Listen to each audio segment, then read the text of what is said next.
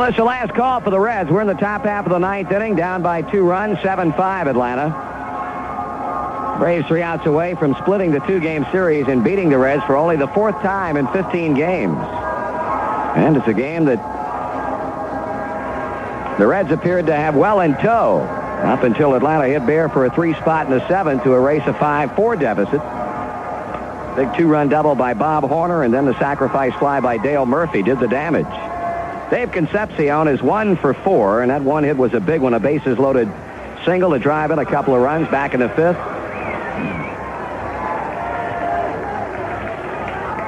And Joey McLaughlin with a very impressive 8th inning. In the 7th, his first frame of work, he walked a couple of hitters and gave up a couple of rocket shots. Foster fly to deep right and Knight line to right field. Davey bluffs a bunt, takes the ball.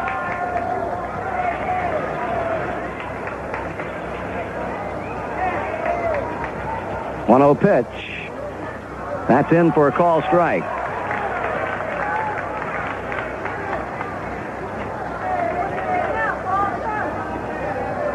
I think Davey wanted to talk about that pitch for a minute with Doug Harvey.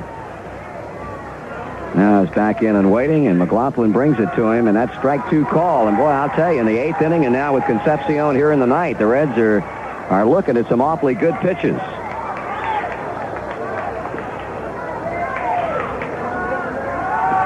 That's just missed outside. 2-2.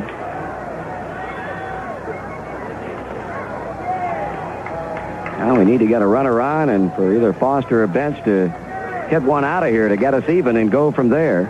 There's a swing and a foul ball. Now we finally get the report from Houston on the exact problem that caused Bert Hooton to leave the game in the 1st inning. He left due to tightness in his shoulder. Well, hopefully nothing more serious than that. Normally that's not any great problem for a pitcher. Davey with a hard ground ball. It got by the shortstop. Pepe Frias quickly in to pick it up is Ed Miller. That'll be a base hit for Dave Concepcion as Frias tried to backhand that ball, and it took the big hop and went over his glove.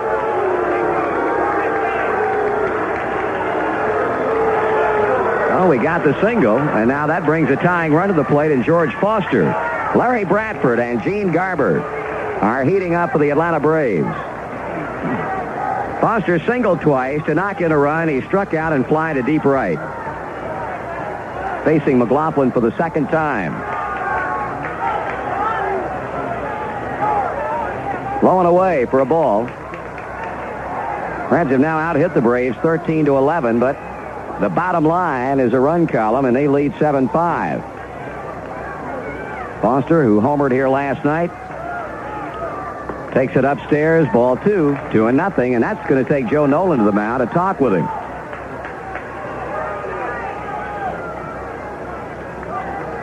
Foster batting .313 with 24 home runs and now 87 runs batted in. George began the night some 12 RBIs away from National League leader Dave Winfield, who has 98. Dave Kingman had a home run today, drive in at least 1 run, making him his total 98. Mike Schmidt of the Phillies has 97. Davey at first, nobody out. Foster checking on the curveball, and that's over for a strike.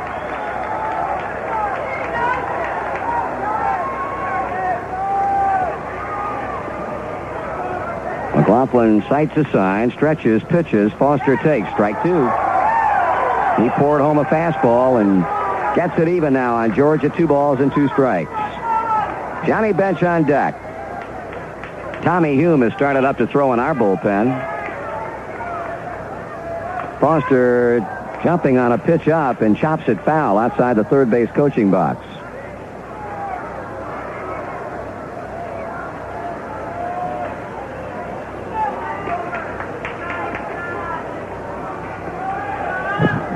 McLaughlin back behind the mound. Goes to the bill of his cap, looks over to first where Dave Concepcion is stationed. Foster waving that bat around in the batter's box.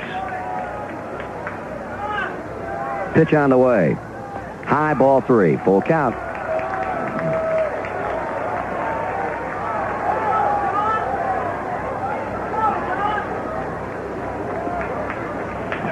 are trying to hang on and win a ball game here, break this 4-game losing streak. Big pitch coming up right here for both clubs, and the payoffs. He struck him out swinging. A big strikeout for Joey McLaughlin as he fans Foster. Got him with a fastball up. Second strikeout for the Braves right-hander, and now Johnny Bench up to what probably will be his final shot at extending his hitting streak to 16 games. John has popped up, grounded out, popped up again, and drawn a walk. Hit in 15 in a row. High and inside, ball one. We were talking with Johnny in the clubhouse tonight and asked him what the longest hitting streak of his major league career was. He said, well, I guess 13, 14 games. I said, well, you've got a longer one now. He said, how many have I hit in? I said, 15 straight. Here's a ground ball to third. Horner can't get it. Ball goes to left field. That shot right by his glove, and that was an absolute rocket. That'll be a base hit for Johnny Bench, and he makes it 16 in a row. I'll tell you, that ball handcuffed Bob Horner. He never got his glove on the ball, so the tie-in runs are aboard for Cincinnati with one out, and Ray Knight at the plate, and Cloyd Boyer, the pitching coach of the Braves, going to the mound.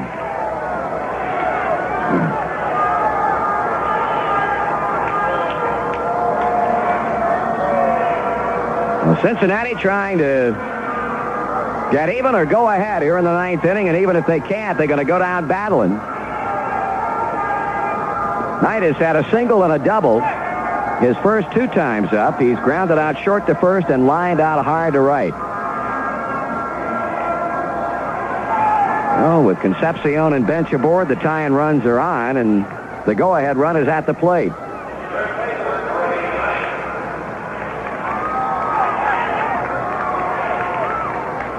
Reds now with 14 hits.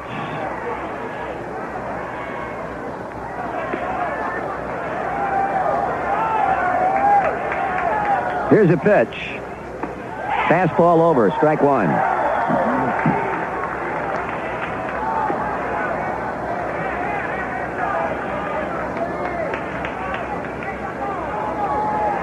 Infield looking for the ground ball with one out.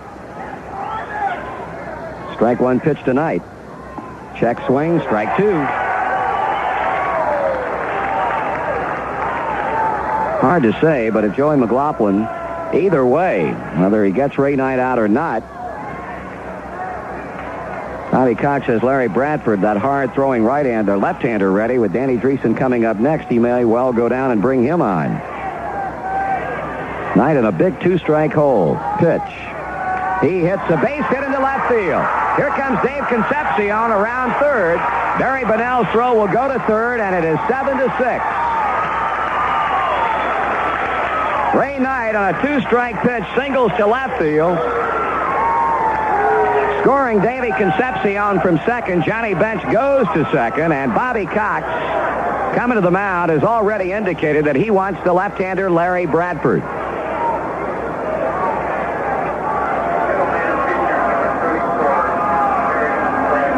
Knight picks up his 69th RBI.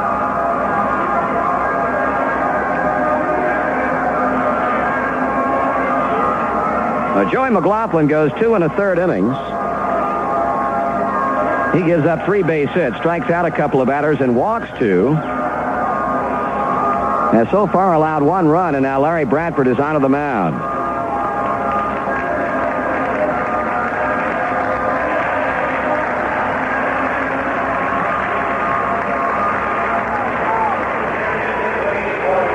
Joe talked about it last night, the fact that Bradford is not allowed a run this season.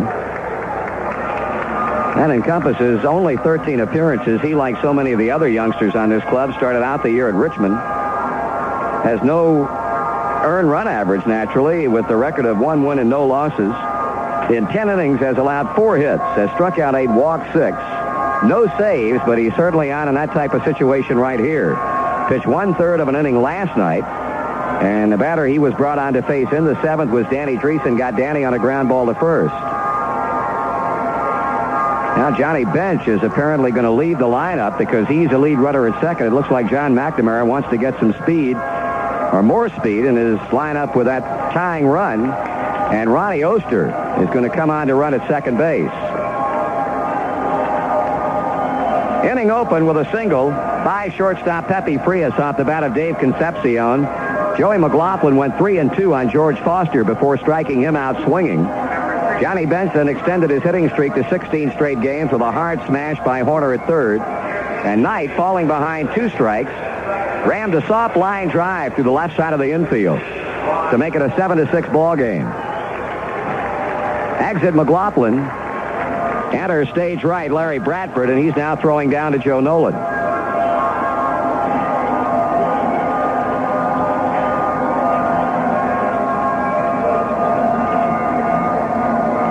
Ronnie Oster running for Johnny Bench.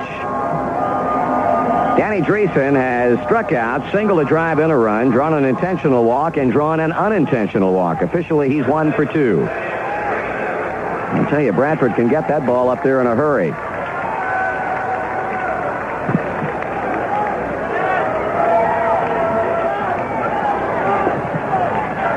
Well, Larry smoothing out the dirt off the pitching rubber. Now checks in with Nolan. Runners leading at first and second. Stretch, checking, pitching to Dreesen. Danny takes high and inside. Ball 1.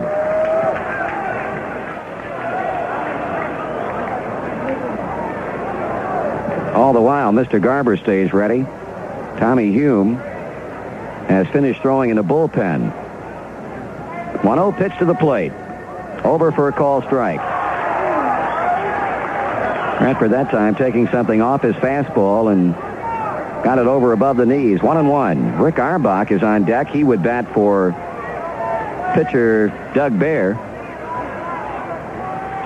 7-6 Atlanta.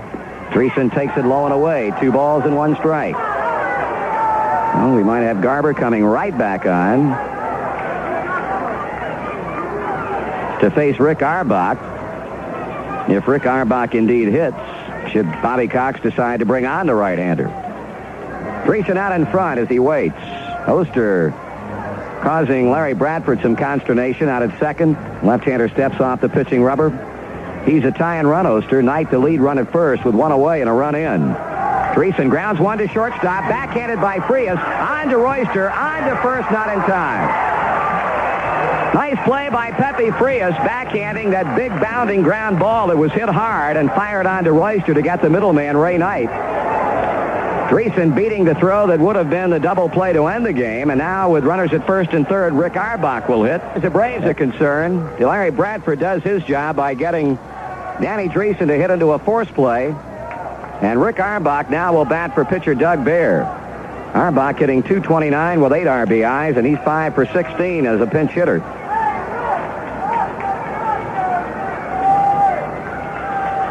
Left-handed pitcher, right-handed batter. Here's a pitch. Ball 1.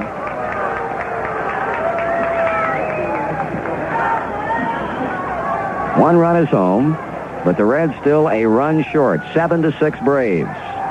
We beat them by 1 last night. They're trying to beat us by 1 tonight. That's down low and inside. 2-0. As Bradford paces around behind the mound, now turns and takes a throw back from Joe Nolan.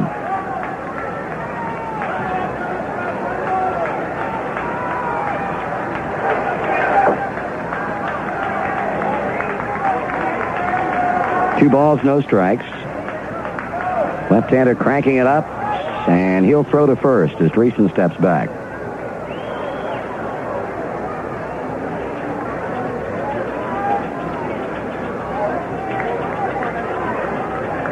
Auerbach waiting. Here's a pitch. Swung on. Fly ball hit back into right center, but there's Gary Matthews, and that's the ball game. Reds go down battling. Here in the 9th inning, they get 1 run on 3 hits. Strand 2. Larry Bradford does the job as the Atlanta Braves defeat the Reds 7-6. We'll be back in just a moment.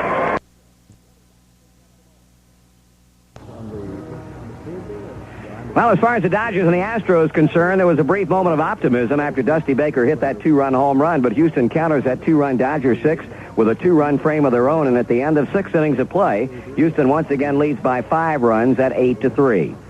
Here in Atlanta tonight, the Reds let one get away from them as the Atlanta Braves scored 3 times in the 7th inning off Doug Baer to erase a 5-4 deficit and went on to hold off a 9th inning Cincinnati rally that produced for the Braves a 7-6 win.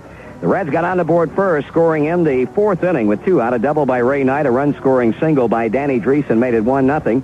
But the Braves came back in the bottom of the 4th against Frank Pastore to score 2 after Gary Matthews had an infield single and stolen second, and Dale Murphy had drawn a 2-out walk. Barry Bonnell and Joe Nolan had back-to-back base hits to send Atlanta out in front 2-1. The Reds batted around in the 5th inning to knock Larry McWilliams out of the game, scoring 3 times. A 2-run single by Dave Concepcion put the Reds 1 run up. George Foster then banged home another run to make it 4-2. In the bottom of the 5th inning, Atlanta got a run closer. Mike Lum had a pinch hit leadoff home run off Frank Pastore, and 1 out later, Ed Miller had a single to left field. That brought on Mario Soto. He got out of the jam without any further runs coming across. The Reds went 2 runs up in the 6th inning on a home run by Joe Morgan, his 9th of the season. But the Braves came back to get another run in the bottom of the 6th inning, a double by Barry Bonnell, a 1-out run-scoring single by Pepe Frias, and the Braves were down 5-4. They then put it away as things turned out in the 7th at the expense of Baer, who was the winning pitcher last night and the losing pitcher tonight. Ed Miller single, Gary Matthews single, Bob Horner had a 2-run double to right, and Dale Murphy had a sacrifice fly to left field to make it 7-5 Atlanta. In the 9th inning, a single by Concepcion, a 1-out single by Johnny Bench, extending his hitting streak to 16, and a run-scoring single by Ray Knight, his 3rd hit of the game and 6th in the 2-game series, brought Larry Bradford out of the bullpen. He got Danny Dreesen to hit into a force play at second and ended the game by inducing pinch hitter Rick Auerbach to fly out to right field. The Braves had 7 runs, 11 hits, no errors, and 6 left. The Reds had 6 runs, 15 hits, 1 error, and 12 stranded. Joey McLaughlin, the winning pitcher, his record now 5-3. Larry Bradford got his first save, and Baer's record goes to 10 wins and 7 losses. Now, the Reds pitching that was so very, very good for about 25 ball games has not been very impressive at all over the last 5 games of this road trip that saw the Reds lose 4 of them after winning the first 6. Be that as it may, the Reds still gained ground on Houston when you consider we were a game and a half out at the beginning of this 11-game trip. If the Astros win tonight, we'll be a half game back. That will mark a 1-game increase in terms of trying to get out in front of Houston and, of course, get out in front to stay. I've got a sneaking suspicion that from here on out, things are going to go back and forth, first Houston, then Cincinnati, and really the bottom line is going to be who comes out on top in the 5 games remaining between the 2 ball clubs. The Reds have Houston in for 2 games, Tuesday and Wednesday, the 11th and 12th of September, next week in Riverfront. The Reds will have 3 games down in Houston, a weekend series beginning on September the 21st, a 3-game series, 5 games remaining with the Astros. They're going to be quite something else. Tomorrow night, we're concerned about the San Francisco Giants. Freddie Norman will pitch for Cincinnati. He'll be gunning for career win number 100 and seasonal win number 11, and the Giants will go with right-hander John Montefusco. We'll be on the air from the Red Loge reserve seats at Riverfront Stadium at 7:35 with the pregame shows, and game time will be 8:05. Once again, the final score tonight in the game that took 2 hours and 52 minutes to play before a crowd of 2,506. The Braves 7 and the Reds 6.